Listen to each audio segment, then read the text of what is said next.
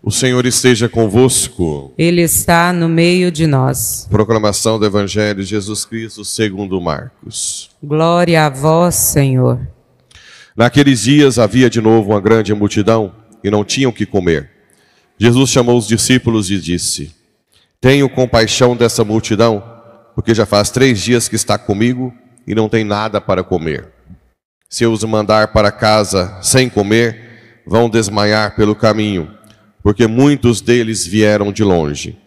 Os discípulos disseram: Como poderia alguém saciá-los de pão aqui no deserto? Jesus perguntou-lhes: Quantos pães tendes? Eles responderam: 7. Jesus mandou que a multidão se sentasse no chão. Depois pegou os 7 pães e deu graças, partiu-os e dando aos seus discípulos para que os distribuíssem. E eles os distribuíram ao povo. Tinham também alguns peixinhos. Depois de pronunciar a bênção sobre eles, mandou que os distribuíssem também. Comeram e ficaram satisfeitos, e recolheram 7 cestos com os pedaços que sobraram. Eram 4.000, mais ou menos. E Jesus os despediu. Subindo logo na barca com seus discípulos, Jesus foi para a região de Dalmanuta. Palavra da salvação. Glória a vós, Senhor. Caríssimos irmãos e irmãs, radiovintes que acompanham pelas redes sociais. Então agora no livro dos reis, a separação dos reinos de Israel, Jerusalém, vão se firmando. Jeroboão, que se revolta com Salomão e depois com seu filho Roboão, começa a ficar com medo do povo ir para o templo de Jerusalém, louvar a Deus e acabar se ligando a Roboão. Então o que ele faz? Constrói templos pagãos em todo o reino do norte. Templos com bezerros de ouro, idolatria. Cria novos sacerdotes. E o povo começa a frequentar templos pagãos. Aqui vocês vão começar a entender por que na época de Jesus o povo tinha raiva dos samaritanos.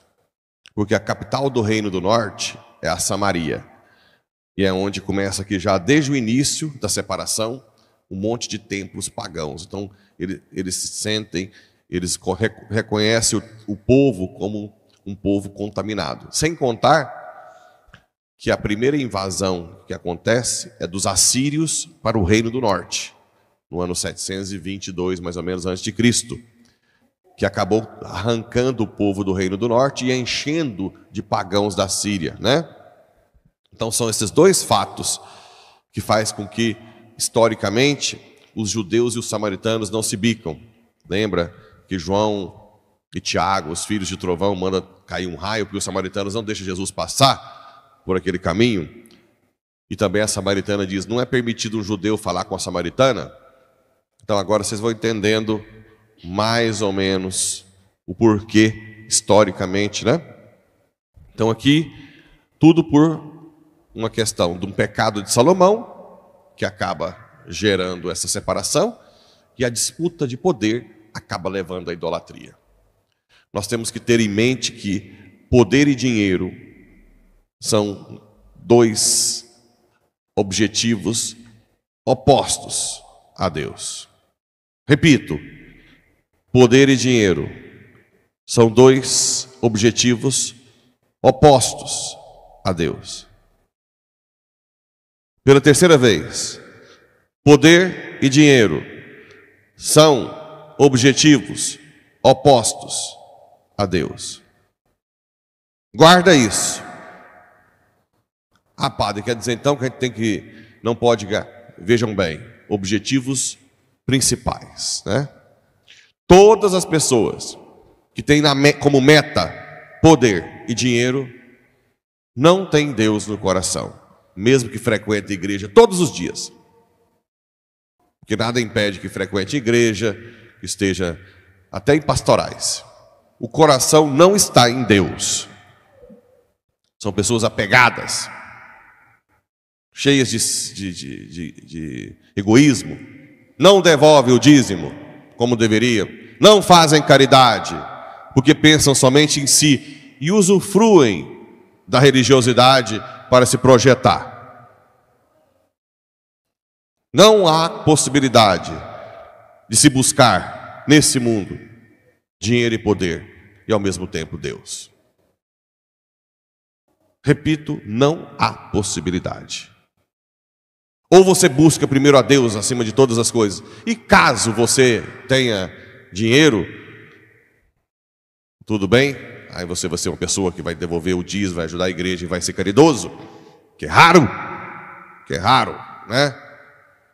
Haja. Nós estamos com a Sagrada Família, na na construção da Sagrada Família, uma capela. Era para ter já doações suficientes para terminar e fazer outra. Mas vai no tijolinho por tijolinho, né? Vai no cimento por cimento. A gente fala. Olha, quantas e quantas pessoas são capazes de terminar uma capela, né? Faz uma campanha para uma casa aí de alguém que está na lona, vem gota a gota. Porque essas pessoas que estão na igreja, que buscam o poder e o dinheiro e acabam tendo, não tem Deus no coração. Não adianta disfarçar, né?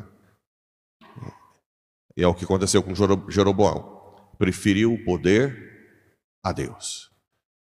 Criou templos pagãos, bezerros de ouro, para manter-se no poder. Que loucura! Sendo que esse mundo passa muito rápido.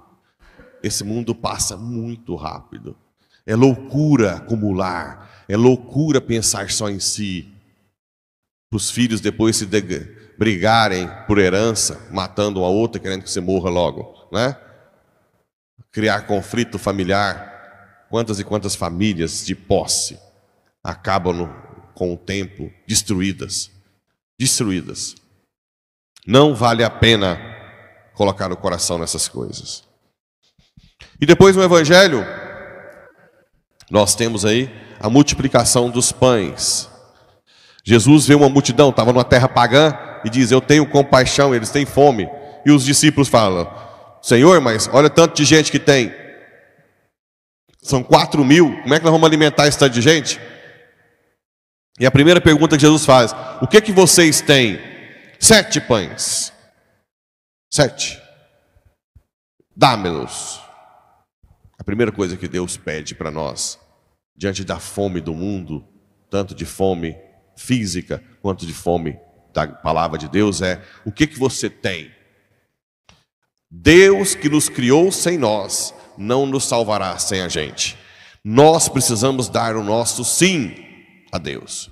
Nós precisamos dar o nosso sim. Tanto para alimentar o povo, né? Fisicamente, materialmente, a gente aqui distribui cestas que as pessoas de boa vontade doam para que nós possamos alimentar fisicamente também o corpo, mas também, principalmente, a sede de Deus. Que se vocês não falarem de Deus lá fora, não serão saciados. Porque o coitado do padre não dá conta sozinho de quê? O que eu dou conta? Mesmo uma cidade que não é tão grande igual Iporá. O que uma pessoa, só um padre, consegue, se vocês não distribuírem a palavra no trabalho de vocês, onde vocês estão, no supermercado, no hospital, no açougue, né? Como é que o padre vai conseguir chegar na família? O dia que os missionários estiveram aí, de São Paulo, eu fui no Jardim Monte Alto fazer visitas, e muita gente pergunta, quem é você? E olha que meu rostinho já foi muito aí para o oeste goiano, né? Quem é você? Eu não te conheço. É assustador, né? Muitos não me conhecem lá. Então, quem é que pode divulgar? É vocês. Capilarizar a evangelização? É vocês. Quem pode visitar as pessoas enlutadas, né? Viúvas, viúvos, com maior eficácia? É vocês, são vocês, né? Sem vocês, nada acontece. E quando eles entregaram os 7 pães, Jesus alimentou uma multidão. E depois sobrou quantos? 7 cestos. 7 cestos. Olha que interessante. Quando nós damos o máximo que nós temos, existe um milagre. E tantas histórias de santos que aconteceu. São Felipe Neri, que fez uma panelinha de comida para os meninos pobres lá na Itália. E de repente chegou um monte de menino e ele ficou sem jeito. E o que ele fez? Começou a servir o que tinha. E a panela nunca abaixava, né? Sempre servindo e servindo. Ele ficou assustado e servia todas as crianças, porque ele deu o máximo de si. Invocou a presença de Deus e um milagre aconteceu. Grandes milagres. Teve uma santa, acho que foi Santa Gertrudes, não lembro qual das santas, que não tinha comida em casa. E ela mandou as irmãs sentarem à mesa e começou a servir mesmo sem nada. E começou a aparecer comida. E as irmãs ficaram saciadas, né? São os atos de fé que nós precisamos primeiro dar o primeiro passo, para depois acontecer o milagre. Sem contar que claro, sempre na Bíblia nós temos que pensar o que é o sinal que está mostrando. Como é que essa postura de Jesus? Mandou sentar no chão, depois pegou os 7 pães, deu graças, partiu. Lembra o que é isso? Eucaristia.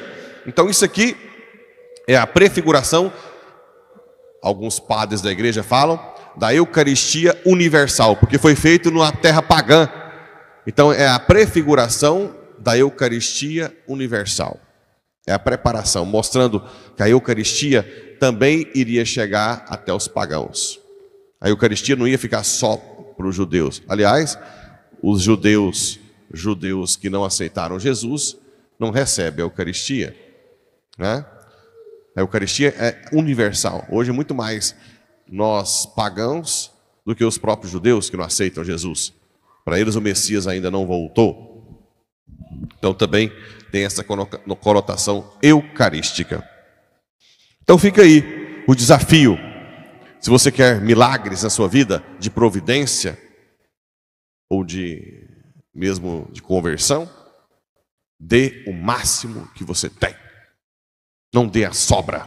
Sobra do tempo, sobra do dinheiro, sobra da roupa, sobra de tudo, né? A igreja, cada dia mais na sociedade hipócrita e egoísta, se tornou o buraco da sobra. Cada dia mais se dá o que sobra. Deus não precisa de sobra. Porque se você está de pé, saudável, trabalhando, foi Ele que te deu. Basta uma doençazinha, um câncerzinho para você ver o que você é com o seu egoísmo. E depois, espero que cada um, depois da morte, ainda tenha a chance de ver seu corpo se decompor. Aí sim, você vai ver como foi loucura viver nesse mundo fechado, no egoísmo, querendo dinheiro e poder, ao invés de querer salvação, conversão, caridade. Que Nossa Senhora nos converta enquanto podemos, antes que seja tarde demais.